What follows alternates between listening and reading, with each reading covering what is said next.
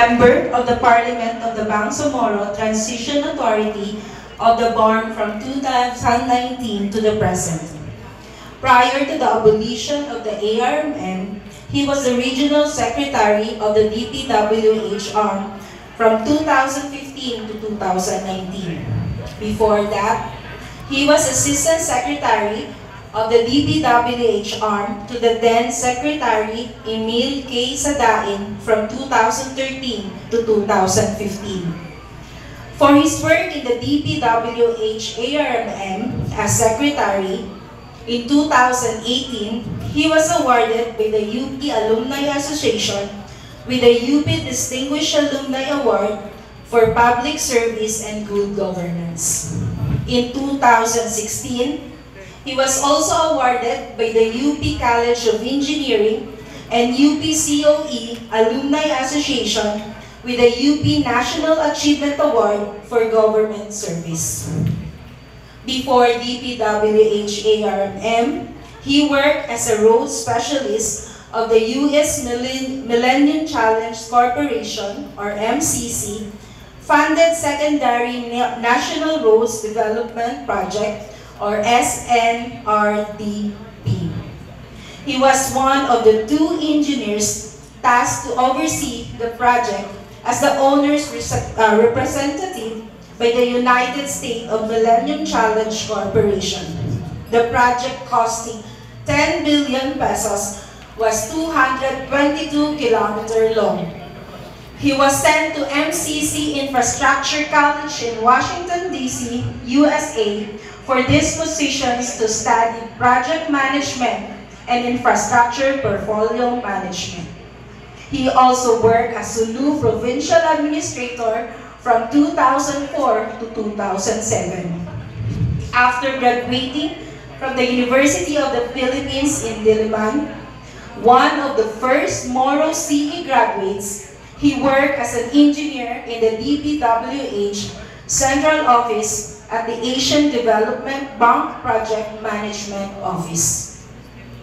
While working, found time to night classes and get a Juris Doctor degree from Western Mindanao State University. Also, while working, he utilized his time after work and weekends to get a diploma in project management from the Technological Institute of the Philippines. After spending more than 15 years of weekends and after work times, he has finished 4 graduate's degree to include the Juris Doctor degree and 3 master degrees. He has a Master in Public Safety Administration, or MPSA, degree from the Philippine Public Safety College, which is a usual requirement for the police who wish to rise up to becoming a PNP generals. He also has a Master's in Public Management, or MPM, from the Ateneo de Manila School of Government, which is only school for government executives, patterned after the Harvard Kennedy School of Government. Finally, last month, he finished his Master's in National Security Administration, or MNSA, from the National Defense College of the Philippines, or NDCP, which is a mandatory requirement for military officers to get promoted to a 1-star military general. He was also awarded many academic grants and fellowships. He was a recipient of the British government scholarships called the Chevening Fellowship, where he took a course in public sector reform in Bradford University, United Kingdom. He is also a recipient of the flagship leadership program of the United States Department of State, United States International Visitor Leadership Program, or IVLP, to study good governance, development, and civil society engagement in the U.S. Moreover, he was one of the first batch of the Bridging Leadership Fellows of the Asians Institute of Management, or AIM. As an outdoor enthusiast, He has submitted the highest freestanding mountain in the world, Mount Kilimanjaro, in Tanzania, Africa, as part of the Outward Bound Global Leadership Fellows. As a senior government executive, he is one of the few career executive service officer eligible in the Bangsamoro, awarded by the Career Executive Service Board. He is a native of Sulu and a son of the late Dr. Sally Loong, a member of the Batch 3300 and part of the Cairo Group of Scholars. Together with the late Sheikh Salamat Hashim in Egypt in the 1960s that started the revolutionary movements in the Philippines. With this, please join me in welcoming Engineer Don Mustafa Arbison Luong, JD, MBSA, MPM, MNSA, CESE. A round of applause, please. Thank you very much, Ma'am Engineer Audrey Aba from the NDU. Palakpak naman yung mga taga-NDU dyan. Pasensya na kayo. Actually, pag nakasulat, akala mo maikli, pero yung pala mahaba. My apology. Auzubillahiminasyaitanirrajim. Bismillahirrahmanirrahim. Assalamualaikum warahmatullahi wabarakatuh. My due courtesies to those in the presidential table, as well as the graduates and their parents. To the ones who just passed the oath-taking, congratulations. This is indeed a milestone of your life, and in spite of the degrees, it is difficult to inspire and enlighten the group. That is my role, to inspire and enlighten this group of oath takers. But indeed, I am very honored to be invited because for me, this is a promotion. Alam nyo, ilang beses na ako, 3 beses na ako na-invite ng PICE. At ang role ko nun, laging introduce the keynote speaker. Sa ngayon, naging keynote speaker na tayo. Dapat maging inspirasyon yan sa mga kabataan, sa bagong pasa. Darating ang panahon, kayo mag-introduce ng keynote speaker.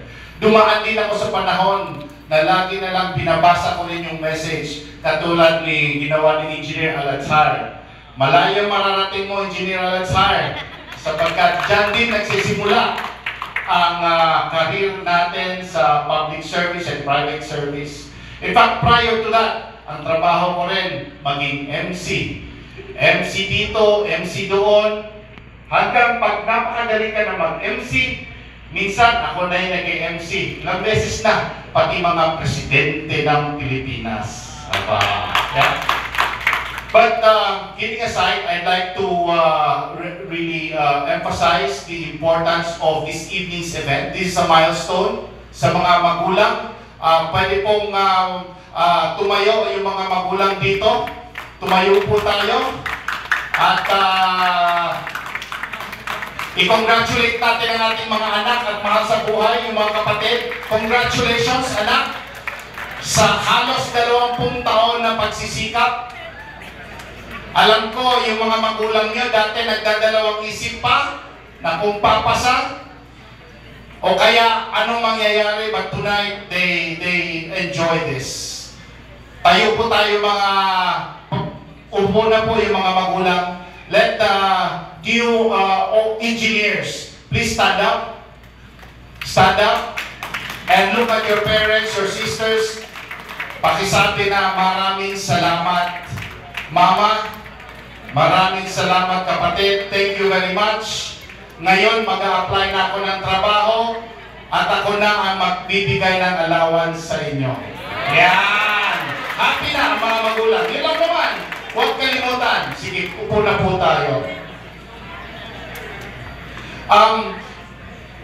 In college, you're taught on how to build structures. Sinabi ni Engineer Asin, you merge materials, you use people, you use equipment in order to build something. So you build bridges, you build roads, you build viaducts, you build the tallest buildings. But you know what engineering does not teach you?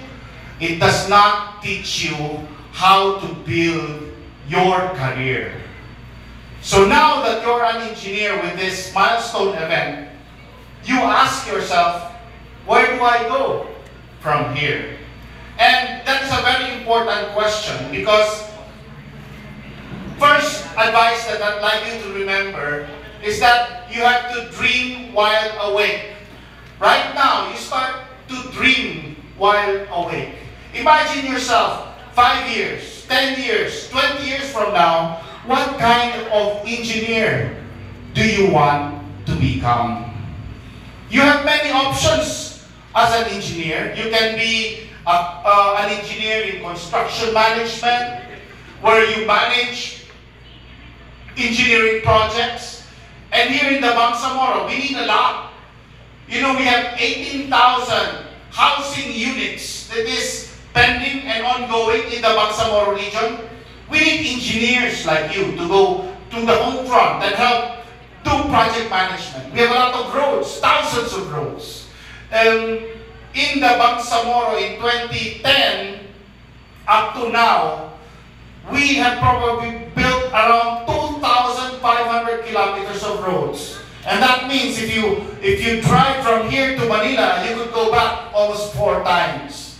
Imagine that we are still going to do double that in the next 3 to 5 years. That's how many engineers we need. Aside from that, we need structural engineers who would do the estimates and to ensure the structural integrity of our projects. We also need geotechnical engineers. When I was with the team here in front during the DPWH Arm Days, we would have school buildings, 3 stories, that would be placed in the Liguasan marsh areas, which required geotechnical engineers to assess if the 3-story buildings would actually be appropriate in these Liguasan marsh areas. And if so, what kind of geotechnical intervention should be done? Water. Water is another part that engineers are needed. One of the greatest security threats that the Bangsamoro and the Philippines faces is water security. Many areas now in the islands are losing their forests and their land cover and their forest cover. And here in Maguindanao, this is the area of water, but we have difficulty in finding potable water. So we need engineers to help in addressing and getting into water engineering. But the reality is that we cannot necessarily choose what we want, because the reality is it depends on what is available. Some are advising that you choose your career just as you would choose your future wife. Sino dito ang mga binata at mga dalaga? Pakitaas ang kamay. Ang dami. Yun. So, kung nagpipili pa kayo, yung pagpili nyo ng trabaho, ganun din. Pag-isipan nyo ng mabuti. Hindi kung sino andyan, ano lang available, yun na. You have to align it with your dreams while awake. Envision yourself 5, 10, 20 years from now. I'd like to thank Engineer Emran Buisan, the President of BICE. Thank you very much for inviting me. And I'd like to make them the examples of inspiration and enlightenment, because we don't have to go far. The inspiration is right in front of you. Engineer Emran Buisan, who is the district engineer of Maguindanao del Sur, have helped build and develop areas. And because he chose to work here with us. You know, in life, you cannot predict. Sometimes you're up, sometimes you're down, sometimes you're up, sometimes you're down. Sometimes the job that you want to apply for will not be given. But Allah knows best. Allah is the best planner. God is the best planner. So you just think that maybe that is what is good for you. So, but whatever happens, you should prepare yourself for that.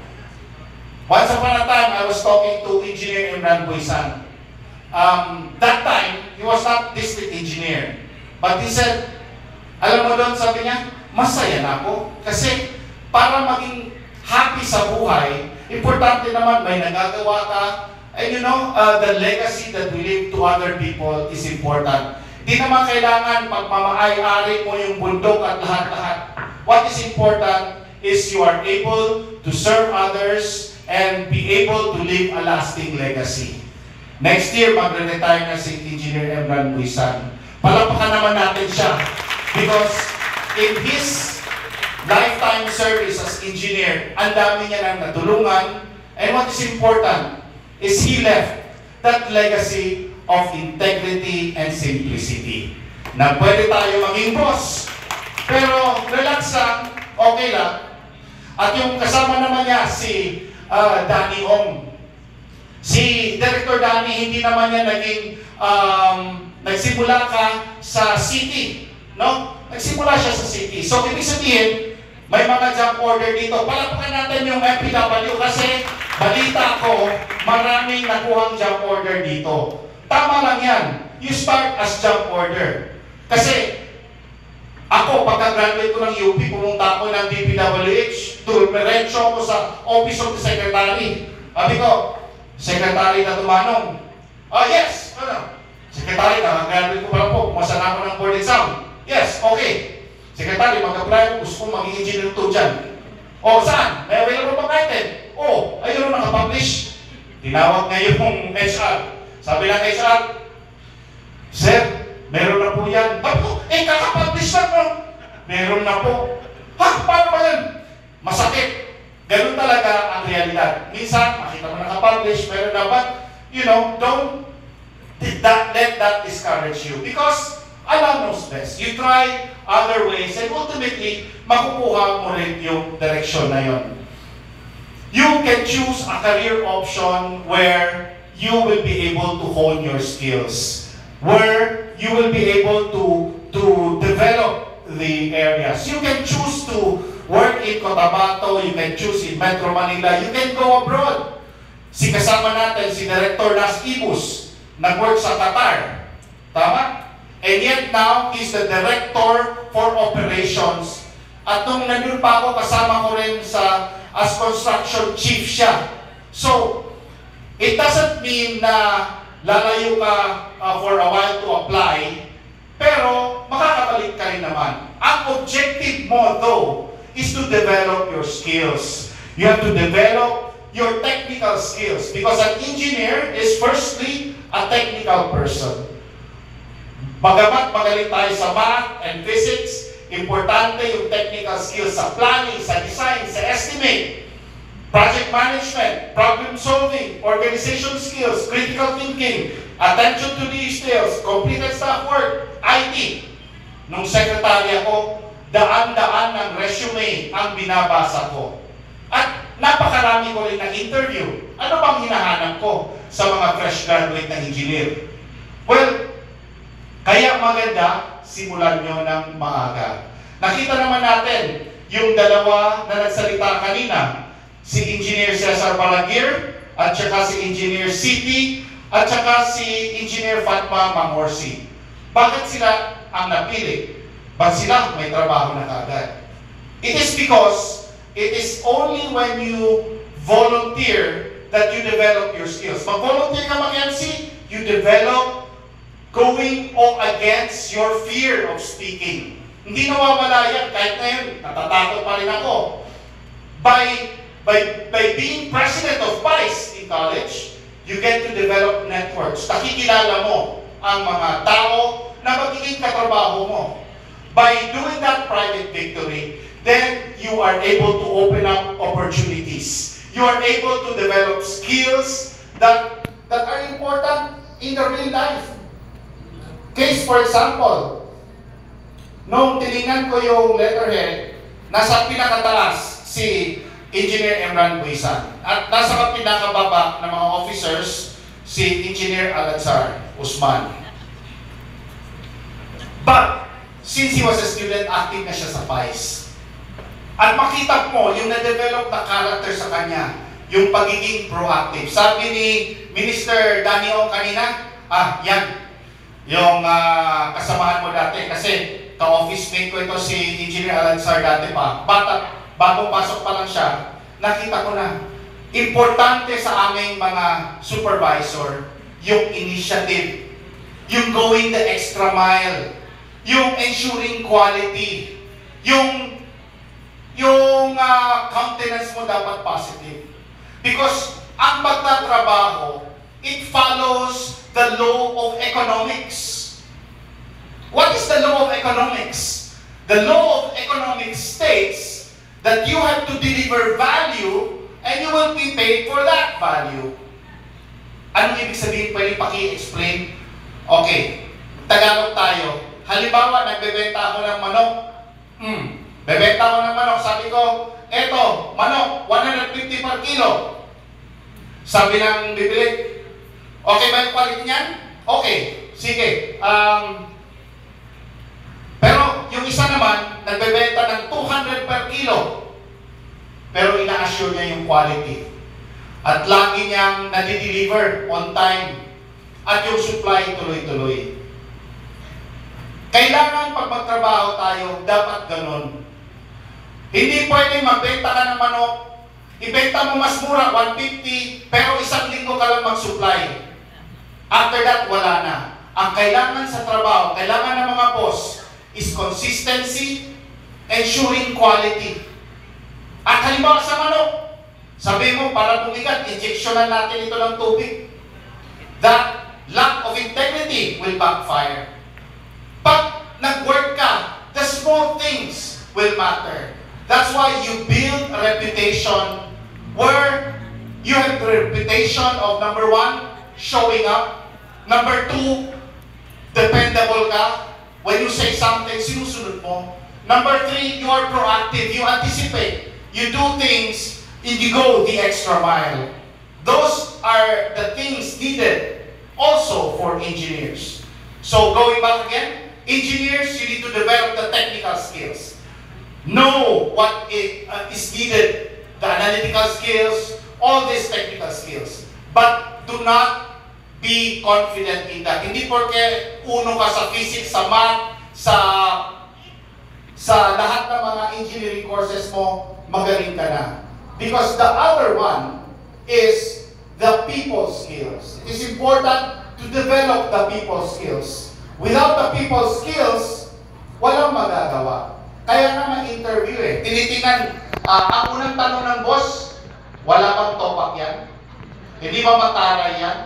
Hindi ba chismosa yan? Hindi ba maingay yan? Hindi ba pala inom yan?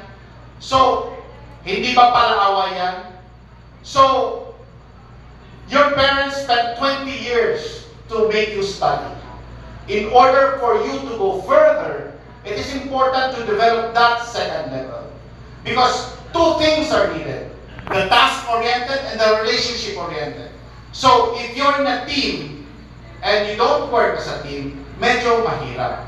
But if you do that ability to relate with people, you have the ability to work as a team, you can inspire others, pwede mo mapataway kasama mo, hindi ka mabigat kasama, then you can be an asset of the company.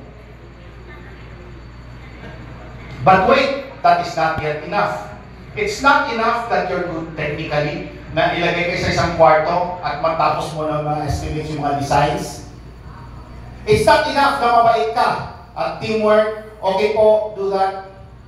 It is important, if you want to rise up in the organization, to be able to communicate. To communicate in words, sa pagsasalita, sa pagsusulat, sa paggawa ng report, sa paggawa ng memorandum, sa paggawa ng executive summary. Lahat ng mga ito ay kinakailangan. And that is why, if you look at it, while having finished your civil engineering degree is good, try to invest more on yourself. Baka yung iba dito mayayaman na at hindi na kailangan magsipag pa. Pero kung kayo ay katulad ko na lumaki sa hirap at kailangan tumayo sa sarili, you'll have to invest yourself because wala naman tayong kapital na binibigay ng ating mga magulang para simulan. So your greatest capital is actually yourself. And so, invest more. If you could take advantage of the MOST proposal of getting a master's, well and good. You can even get a master's that might not be related to your degree. Masters in anything that will allow you to develop other skills, the people skills, conflict management skills, managerial skills, policy skills. Because in this day and age, technical alone will not bring you further. Why? Because this is the age of Google. Ang dami ng doktor na Dr. Google, attorney Google. You have to be able to specialize more. You will have to get other empowering backgrounds so that you can be more competitive. Lalo-lalo na tayo mga engineers. Ngayon, ang membership natin is 500. It is a very competitive world. Tinignan ko yung portal kagabi at mayroong engineer 2 na available. At 173 na yung applicants. Baka pwede pa kayong umabot. Pero huwag kayong ma-discourage. Kasi alam niyo naman, yung 50 doon, lagi na lang nagsasubmit ng application din. Kung masipag kayo, baka makakuha din naman kayo. But again, it doesn't mean na kailangan pag civil engineer ka, doon ka lang sa civil engineer. Apply ka ng job order kahit sa anong organization that you see, that you can learn from, that you can develop the relations. Because first, if you want to become a leader, you have to join an organization. And in that organization, work hard and show that you are a person of integrity, competency, character, and value.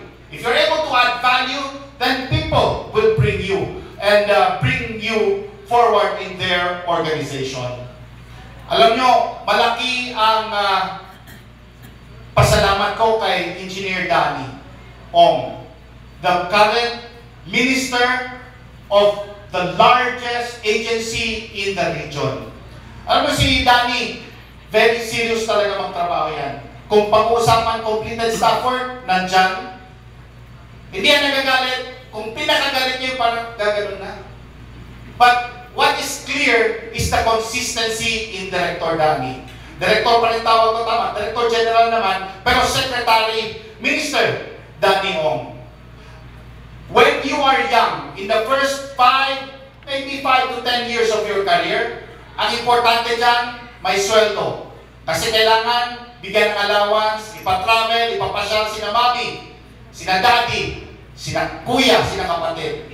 After another 10 years, you will now move to the physiological and psychological needs. Pag una, physiological needs, sweldo. After 10 years, psychological needs. You want to contribute to the society. So then, doon ka papasok, pabalik sa inyong areas. But in the first 10 years, work in areas where you can learn, where you can develop, and continue to study in those areas. Ang pinakahuli na gusto ko sanang matandaan nyo is that, so sinabi ko na yung technical skills, yung people skills, yung communication, at yung panghuli, yung attitude, discipline, and work ethic. Sa mga kasamahan ko, actually, sa dinaanan ko, ang dami ko ng staff na nakaaway, na-terminate, because of the word completed staff work. Pagkasama kita sa trabaho, kailangan may completed staff work. Ano ibig sabihin nun? Completed staff work is you do everything in your power so that pag umabot sa akin yung ginawa mo, the only thing that I have to do is say yes or no. Kung magtanong pa ako ano ang ibang alternative, dapat meron ka na, dapat na-research mo na. If you develop that level of completed staff work, then you will be a valued partner in many organizations. Alhamdulillah, marami ako nakikita rin, nakasamahan ko dati, na nakaaway ko, napagalitan ko, but they are now valued in their organizations precisely because of that. So develop the positive outlook, develop the abundance mentality. Ano ibig sabihin ng abundance mentality? The mentality that in the world out there, there's just so much that we can share. Because the opposite of that is that feeling mo, lagi kang may kaaway, feeling mo, lahat pati kaibigan mo, kakompetensya mo sa pag-apply ng trabaho, feeling mo, nalulungkot ka pag nagsasucceed yung kasamahan mo, feeling mo na dapat lagi kang may kulang. But in the abundance mentality, you think that each one has their own blessings, has their own rizki, and so you just work on that, and you capitalize on that. Develop your CV from now on, because that is what you will need if you want to develop your career in whichever direction you choose. Marami kasi, bahala na mag-training, hindi naman kailangan yan. But have foresight. Take for example, Engineer Alexar, nasa PMO siya ngayon. In the span of 2 years, he had attended the most important 7 trainings, I think. Yung may isang buwan na field engineers training, material engineers training, na nakuha ko na rin. It took me 5 years to get all those. Nakuha niya in 2 years. And meron na naman siyang training. Yung iba, sabi niya, alam mo, may kamag-anak pa ako nagsabi niya, ano ka ba? Aral ka ng aral. Ano ka ba? Parang,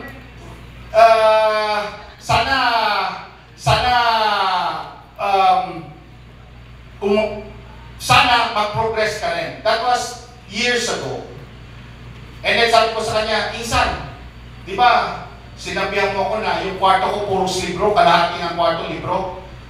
Well, at least, Insan, naging secretary na ako ng DPWH, naging road specialist na ako, at alhamdulillah, nandito rin. So, your investment in empowering yourself through capacity building, in developing your knowledge, your skills and attitude is the only actually legacy that your parents are giving you. And if you don't have a very rich family background, it might as well invest in that. In closing, which is a bit longer close, and I'd like to thank Engineer Emran Buisan again. You know, alam niya naman na mahaba ako magsalita, kaya hindi ako makapaniwala na in-invite pa rin ako ng keynote speaker. Palakpakan naman natin. I think, no, kasama itong mga officers nila. Tingin ko, pinagdebertihan nila ito na parang, siguraduhin nyo yan, but maraming salamat pa rin. Thank you for inviting me to give the keynote speech. And of course, sa PRC, muntik ko na makalimutan, Director Rodelio Cabugsa, sir, maraming salamat. Alam nyo, last Thursday, pinadala ko yung kasamahan ko sa office. Sabi ko, pakiklaim yung PRC ko, kaya nag-online application na ako. After 30 minutes, tumawag ako sa ko, hello, ano, kumusta? Sabi niya, ito sir, hindi bigay sa akin. Bigay. Sabi ko, sir, baka pwedeng, kasi may meeting pa ako, baka pwedeng ipakuha na yung PRC license ko. Sir, wala pong PRC license yung nag-claim. Pag walang PRC license, kailangan notarize kong sulat. Ganun ba? Di pwede pag-usapan yan. Di pwede, sir eh. Magkasama naman tayo last year ng morting. Di talaga. Policy talaga, sir. Palakpakan naman natin ang PRC for that. So pumunta ako at nakita ko na kadami-daming mga files na in-apply. At doon ko nakita, grabe, sabi ko, imagine, ang laking tulong ng PRC. Hundreds of applications na hindi na kailangan pumunta ng Gensan, hindi na kailangan pumunta ng Davao, hindi na pumunta ng Kidapawan, at dito na lang, dito mag-file ng PRC, dito rin mag-claim. Palakpakan po natin ang Regional Director ng PRC. At pasalamat tayo sa kanilang masisipag na staff na very professional na tumutulong sa atin.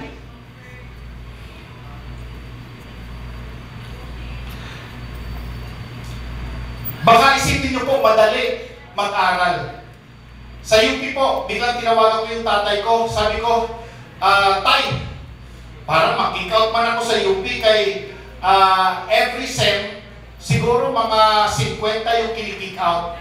At wala pa akong alam na nakagraduate ng UP that time. Pumunta yung tatay ko sa Manila, tapos kinakabahan na rin talaga, yung nanay ko. And then, yun, sa awa ng Diyos, nakasurvive din. Yung tatay ko ay isang revolutionary. Nung peace agreement ng Tripoli, inofferan siya maging ambassador, inofferan siya maging head ng OMA. Graduate siya ng Cairo na doktor, pero hindi siya makapractice dito. Siya yung mga kasamahan ni late Chairman Hashim Salamat. Sabi niya, hindi ko matanggap yung mga posisyon na yan. Kasi yung mga kasamahan ko, sina late Chairman Salamat that time, nasa bundok pa. So, in short, kahit yung mga kapatid niya na nag-surrender that time at yung kapatid niya naging governor, isang kapatid niya, dalawang kapatid niya naging governor, isang kapatid niya naging congressman ng Western Mindanao, uncle niya naging congressman ng Basilan, kapatid niya governor ng Sulu, pinsan niya governor ng Tawi-Tawi, at kapatid niya naging vice governor ng ARM. Lalaki ng posisyon, pero yung tatay ko, nasa private lang. Nagbenta kami ng barter, yung mga cloth, nung lumalaki ako. At natatandaan ko nung bata pa ako. Alam mo sa barter, nagbenta ng cloth? Magkano yung Chinese cotton? 12 pesos lang yun. Minsan natutulog ako sa baba ng paglagay ng cloth. Pero happy ako pag may papasok at magtanong, magkano yung velvet? Na, tatayo na ako niyan. Kasi pag velvet, 36 pesos per meter, tapos mga 30 yards, may allowance na ako, pwede na ako mag-snack ng bata pa. In short, parang marami dito, nakagraduate ako dahil yung isang kapatid ko nag-nurse, nag-abroad, at natulungan ako. Napakahirap para sa akin na mag-aral sa UP sapagkat working student, nag-tutor pa ako, nag-typing job, para lang makagraduate. At ang pinakamahirap noon is that kahit pang review sa Maynila, wala kaming pera. At sabi ng nanay ko isang beses, sabi niya, Don, kumusta na ang pag-review? Nainis ako. Sabi ko, Nay, Mama, kung gusto mo talaga akong pumasa ng board exam, baka naman pwedeng taas-taasan yung allowance kasi medyo mahirap mag-aral, mag-review ng board na walang aircon. Alam niyo yung nanay ko, sa birthday niya, tinanong niya ako, Don, anong regalo yung gusto mo? Sabi ko, gusto ko yung mesa na maganda para pang-aral. Ganun ako ka-love ng nanay ko. Kaya, excited na excited siya na makita akong graduate. At nakita niya naman ako. At excited ako na katulad nyo, pagpasa ko na maging engineer, ililibre ko siya sa abroad, pakainin sa lahat, ipamper ko siya kasi nakita ko kung gaano kahirap na pinalaki. Ultimo pang birthday niya na parang magkano 10,000 yung pera niya, yung 5,000 pinambili niya ng mesa para makapag-aral ako in preparation for the graduation and the board exam. And then suddenly, nagkasakit ba naman, namatay yung lola ko. Pumunta siya. Yung lola ko nasa Sulu. So sabi niya, after ko nakausap, sana tataas-taas ang allowance ko for the board exam. After that, pumunta siyang Sulu. Doon sa lola ko, nakakamatay lang. The next day, alas 2 ng umaga, habang nagre-review ako for the board exam, biglang tumawag yung pinsan ko. Sabi niya, Don, namatay yung nanay mo. Sabi ko, hindi. Lola ko yung namatay. Kaya nandun sa Sulu. Hindi, sabi niya. Don, namatay yung nanay mo.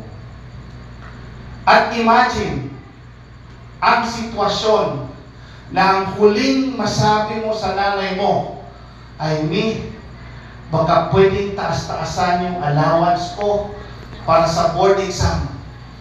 Tapos hindi ko na siya nakausap muli. Maswerte kayo ngayon na umabot ang nanay at tatay nyo na pumasa kayo ng board exam at pwede na kayo makatrabaho at mapamper nyo ang inyong mga magulang. Sapagkat kung kaya ko lang gawin yan, dadalhin ko sa buwan kung kaya yung mga magulang sapagkat nakita ko kung gaano kahirap ang dinanasan nila. Yung tatay ko, isang revolusyonaryo, at nung lumalaki ako, ang nakalagay doon sa aming gate, the ink of scholar is holier than the blood of a martyr. Kasi revolutionary nga yung mga kamag-anak namin, may 30 po ang nasa batch 300. Inisip ko, ano bang ibig sabihin nun? Ang ibig sabihin nun, pwede kang maging martyr o pwede kang maging scholar. Sayang, wala dito si Engineer Avila Abubakar. Noong year 2000, sasabihin ko sana dito, na habang nag-attend kami ng training na naman for mutual understanding between Muslims, Christian, and Lumad, habang nagsisindi kami ng kandila na dapat magkaroon ng mutual understanding ng Muslim, Christian, at Lumad, narinig namin ang buwong, at yung building ay nagsishake. Doon sa base park sa Iligan. Yung pala nagsimula na yung all-out war.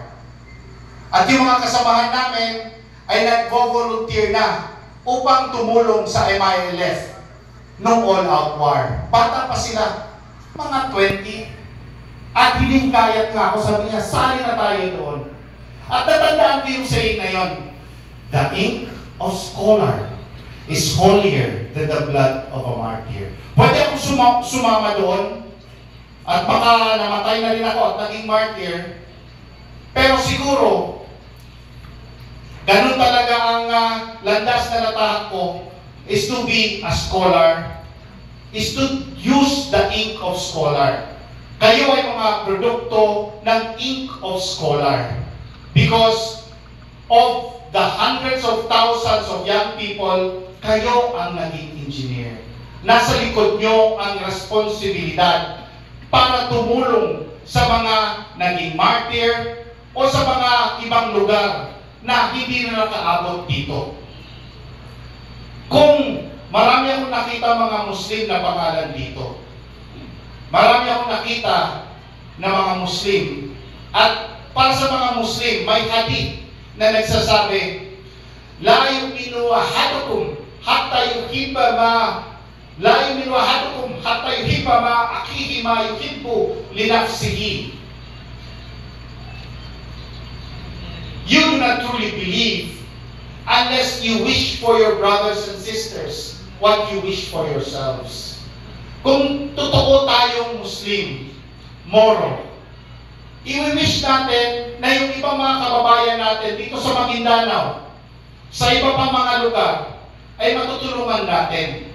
Sapagkat tayo ang nandito na naibigyan ng opportunity para makatulong at hindi sila.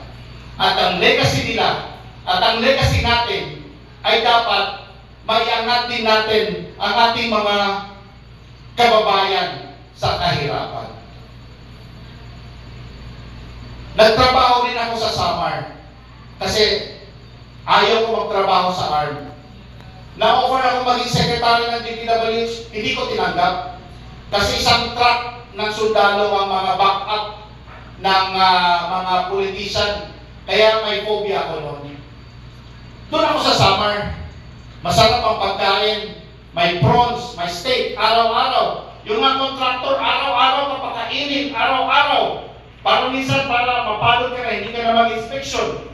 Na, after 5 days of inspection, nagising na naman ako ng alas 2 ng umaga. Pagising ko ng alas 2 ng umaga, namanhid yung aking kamay at mga paa. At doon ko na-realize na sabi ko, halay, mukhang dead ball na ito. At doon nakita ko sa mga mata ko, yung sayang ka naman nag-aral ka sa UP, at nung bata pa ako talagang pinangarap ko rin tapusin yung mga road sa Sulu. At nakita ko yung mga mukha ng aking mga kasama na sana tumulong ka rin sa iyong mga kababayan. Kung namatay ako sa summer noon, wala ni isa nag-iiyak sa Bangsamoro. Wala ni isa sa mga kaibigan ko kasi sabi niya, lumayo ka na doon. Kaya maswerte kayo na nandito kayo sa inyong lupang sinilangan. Lupang sinilangan na nangangailangan sa inyo. At kung matulungan nyo, ay talagang sila rin yung pinaka-nangangailangan. Ulitin ko, napakaswerte nyo sapagkat nandito pa ang inyong mga magulang. Sana i-maximize nyo yung panahon na makapagpasalamat sa inyong mga magulang sa hirap na kanilang dinahasan at sa kanilang mga sakripisyo nung kayo ay lumalaki pa. With that, magsukul, wassalamualaikum warahmatullahi wabarakatuh. Thank you so much, sir, for your insightful message and for guiding our new civil engineers as they embark